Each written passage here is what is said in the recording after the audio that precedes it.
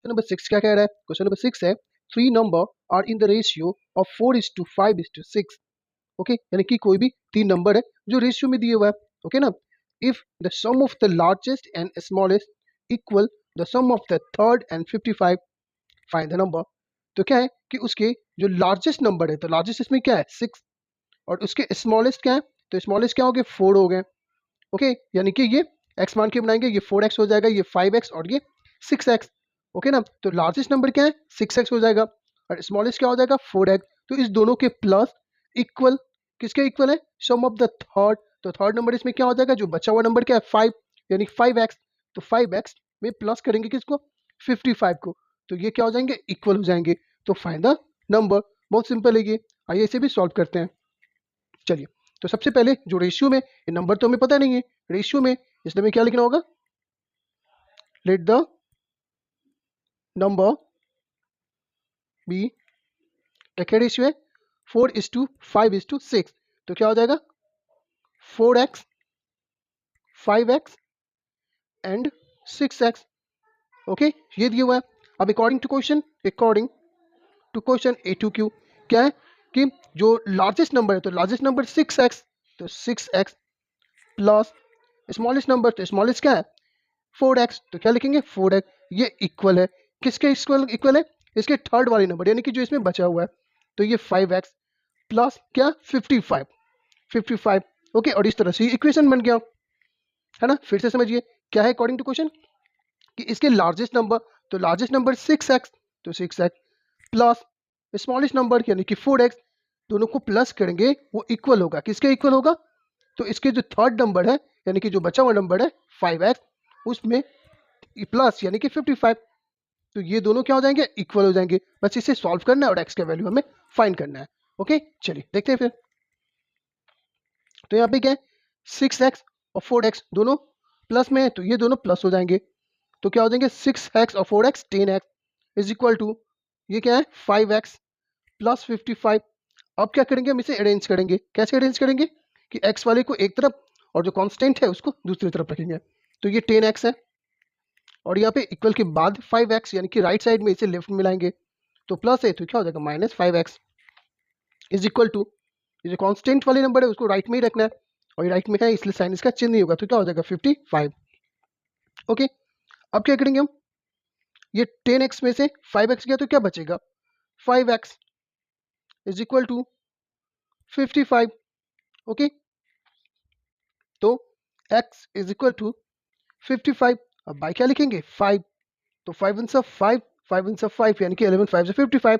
तो जो x की जो वैल्यू है वो क्या निकल गए 11. अब हमें ये जो रेशियो में दिए हुए थे नंबर, वो नंबर हमें लिखने होंगे. तो जो फर्स्ट नंबर था वो क्या है 4x. ओके, तो 4x यानी कि 4 इंटू 11, x की जो वैल्यू 11 है, तो क्या हो जाएंगे 11 4 सा 44, यानी कि एक नंबर क्या निकल गया 44. दूसरा क्या था 5x था, मीन्स कि 5 इंटू एक्स की वैल्यू 11 यानी कि 55. थर्ड नंबर क्या था 6x, यानी कि 6 इंटू 11, तो ये हो जाएगा 66. और इस तरह से 44 55 और 66, ये इसका आंसर हो गया है ना जी. चलिए देखते हैं क्वेश्चन नंबर 7. तो वही देखते हैं क्वेश्चन नंबर 7 क्या कह रहा है. क्वेश्चन नंबर 7 है, if 10 be added to 4 times a certain number, means कि 10 को प्लस किया जाए किसी भी नंबर के 4 टाइम्स से. Okay, the result is 5 less than 5 times the number. तो उसके जो रिजल्ट आएंगे वो क्या आएंगे 5 कम आएंगे, किससे, उसी नंबर के 5 टाइम्स के. तो फायदा नंबर इजी है. चलिए इसे भी सॉल्व करते हैं. ओके, तो नंबर हमें पता नहीं है, तो क्या लेंगे, let the number be x. क्या मान लिया हमने नंबर को x मान लिया. अब अकॉर्डिंग टू क्वेश्चन क्या बोल रहे हैं, जो नंबर है उसके 4 टाइम्स यानी कि 4x हो जाएगा. उसमें अगर 10 को प्लस कर दें, ओके, तो जो इसके रिजल्ट आएंगे वो क्या आएंगे 5 कम आएंगे, किससे, उसी नंबर के 5 टाइम्स के. तो x के 5 टाइम्स यानी कि 5x, यानी इससे 5 कम आएंगे, है ना. तो ये इसके रिजल्ट हो गए, है ना. अब ये इक्वेशन रेडी हो गया. अब इसे सॉल्व करके आंसर निकाल देना है x के वैल्यू. तो क्या हो जाएंगे 4x. ओके, अब इधर इक्वल के बाद क्या है 5x है, यानी कि राइट साइड में इसे लेफ्ट में लाना है, तो प्लस में, तो ये -5x हो जाएगा इक्वल टू. अब इक्वल टू के बाद -5 है ये, और ये +10 क्या है, लेफ्ट साइड में, इसे भी राइट में लाना है हमें, तो +10 है, इधर आके क्या हो जाएगा -10। ओके चलिए, अब ये माइनस हो रहा है, एक प्लस में एक माइनस में, तो 5x में से 4x गया तो क्या बचेगा 1x। साइन किसका होता है, बड़े वाले का, है ना, तो बड़ा क्या है 5 है, इसका साइन माइनस है इसलिए माइनस, इक्वल टू, अब यहाँ पे क्या दोनों माइनस में है, मीन्स कि ये दोनों प्लस हो रहा है, तो 10 और 5 कितना हो जाएगा 15।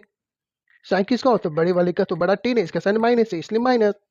ओके अब यहाँ पे माइनस से माइनस क्या हो जाएगा, कैंसिल, तो क्या लिख सकते हैं x इज इक्वल टू 15, और ये इसका आंसर हो गया, है ना, सिंपल। ओके तो देखते हैं क्वेश्चन नंबर 8 फिर। क्वेश्चन नंबर 8 है, two number are such that the ratio between them 3:5, यानी कि कोई भी दो नंबर है, उस दोनों के बीच के जो रेशियो है ना वो क्या है 3:5 है। If etch is increase by 10, अगर प्रत्येक यानी कि दोनों में अगर 10 बढ़ा दिया जाए, okay, the ratio between the new number so form is 5:7, तो उन दोनों के बीच के जो रेशियो है ना वो क्या हो जाएंगे 5:7 हो जाएंगे। तो फाइंड द ओरिजिनल नंबर, तो उसके ओरिजिनल नंबर हमें बताने हैं, ये भी बहुत सिंपल है, आइए इसे भी सॉल्व करके देखते हैं। ओके तो सबसे पहले हम जानते हैं कि जब अगर कुछ रेशियो में रहता है तो हम क्या लिखते हैं, उसे एक्स मानते हैं, जैसे लिख लेंगे हम लेट द नंबर, क्या मान लेंगे, लेट द नंबर बी, क्या रेशियो था 3:5, तो क्या हो जाएगा 3x एंड 5x, ये रेशियो है। ओके ये रेशियो है। अब क्या बोल रहे हैं, according to question, according to question दोनों में क्या कर रहा है 10 इंक्रीज हो रहा है, यानी कि 10 बढ़ रहा है दोनों में, मीन्स कि ये एक क्या है 3x है, तो इसमें भी 10 बढ़ गया रेशियो, यानी कि 2, ये 5x है दूसरा, तो इसमें भी 10 इंक्रीज हो गया।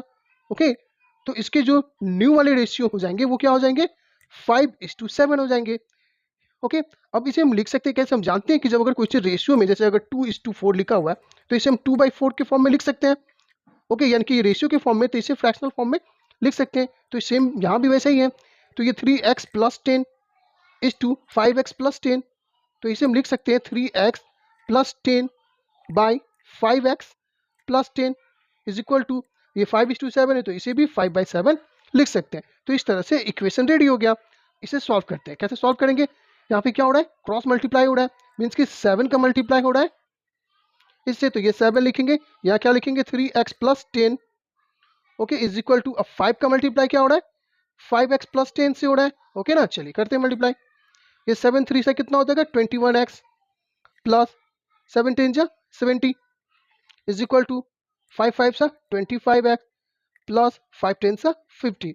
इस तरह के इक्वेशन को सॉल्व करना हमने लास्ट के एक्सरसाइज में अच्छे से सीख लिया है ना, तो बस आप देखते रहे।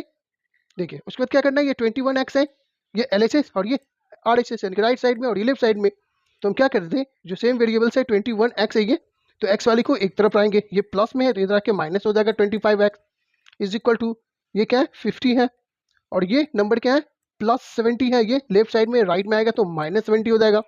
ओके नेक्स्ट 21x में से 25x को माइनस करना है, क्योंकि एक प्लस में एक माइनस है, डिफरेंस साइन माइनस होता है, तो 25 में से अगर 21 चला गया तो क्या बचेगा 4x, साइन किसका होता है बड़े वाले का, तो बड़ा तो 25 है, इसका साइन माइनस यानी -4x इज इक्वल टू, यहाँ पे क्या एक प्लस में एक माइनस में, मीन्स कि यहाँ भी माइनस हो रहा है, तो 70 में से अगर 50 को माइनस करेंगे तो क्या बचेगा 20, साइन बड़े वाले का यानी कि बड़ा 20 है, इसका साइन माइनस, अब ये माइनस से माइनस कैंसिल हो गया, तो क्या हो जाएगा ये x इज इक्वल टू 20, और ये 4 इंटू में इधर आके डिवाइड में हो जाएगा, तो 4 1 सा 4 5 सा 20, तो x के जो वैल्यू है वो क्या निकल गए 5, और हमसे ओरिजिनल नंबर बोला था तो हम यहाँ पे लिख देंगे